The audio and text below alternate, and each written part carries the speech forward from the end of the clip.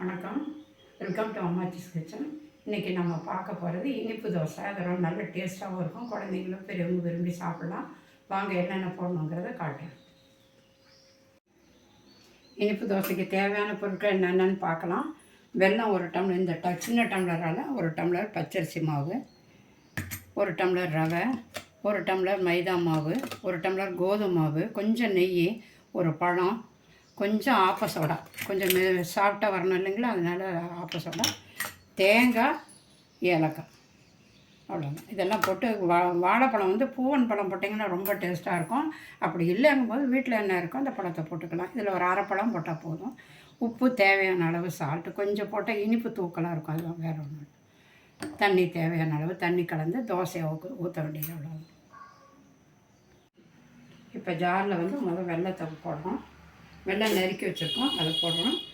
அதுக்கப்புறம் இந்த ரவையை வந்து கொஞ்சம் ஊற வச்சுருக்கோம். கொஞ்சம் சீக்கிரமாக மையும் நல்லா டேஸ்ட்டாகவும் இருக்கும். அதுக்காக ரவையை ஊற வச்சுருக்கோம். அடுத்தது மைதா மாவு,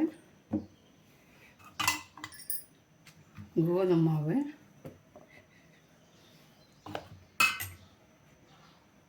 அரிசி மாவு, ஏலக்காய் 4, கொஞ்சம் தேங்காய், பழம் வந்து ஒரு அரை பழம் போட்டால் போதும்.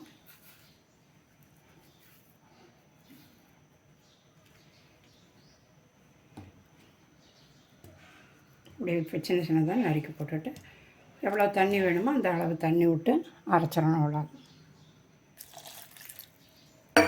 அரைக்க போகிறோம். இப்போ அரைச்சி நைஸாக எடுத்து வச்சுக்கிட்டு அப்புறம் எப்படி தோசை எப்படி ஊற்றணுன்றதை காட்டும்.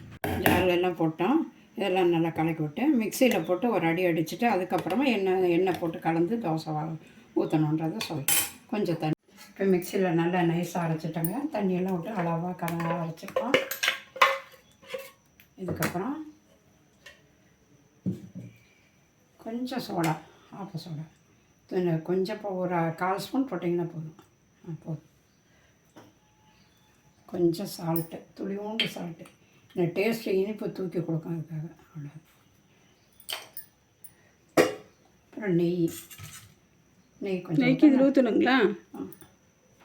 கொஞ்சம் ஊற்றிட்டு ரொம்ப டேஸ்ட்டாக மணமாக இருக்கும். அவ்வளோதான். இனிமேல் தோசை வாக்குறதுக்கு மாவு ரெடி. எல்லாம் அப்படியே நல்லா கலந்து விட்டுட்டு இனிப்பு போதுமானு பார்த்துங்க. 10 ஒன்றா போட்டுக்கலாம். நல்லா நைஸாக ஆரம்பிச்சிருக்கு. இப்போ தோசைக்கல்லை வச்சு வார்த்தெடுக்க வேண்டியதுதான்.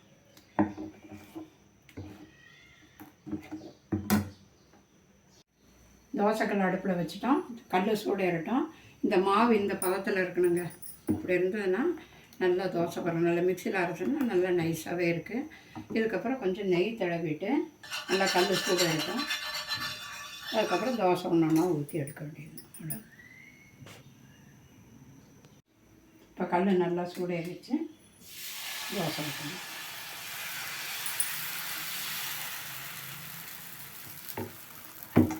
ஊற்றி இந்த நெய் கலந்து வச்சுருக்கலாம். கூட கொஞ்சம் எண்ணெய் கூட கலந்துக்கலாம். கொஞ்சம் லேசாக எண்ணெய் விட்டு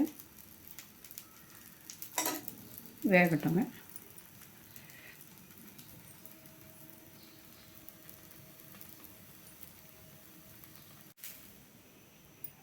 நான் சிம்மில் வச்சுக்கலாங்க. நல்லா சூடு வச்சு வெந்துடுச்சு. அடுத்த பக்கம் திருப்பி போட்டுக்கலாம். அவ்வளோ. நல்லா வெந்ததுக்கப்புறம் இறக்கி வச்சிடணும். இறக்கி சாப்பிட்லாம். 2 பக்கமும் நல்லா சிவக்க வந்துருச்சு பாருங்கள். இன்னும் எடுத்துடலாம். எடுத்து தட்டுக்கு மாற்றிடலாம்.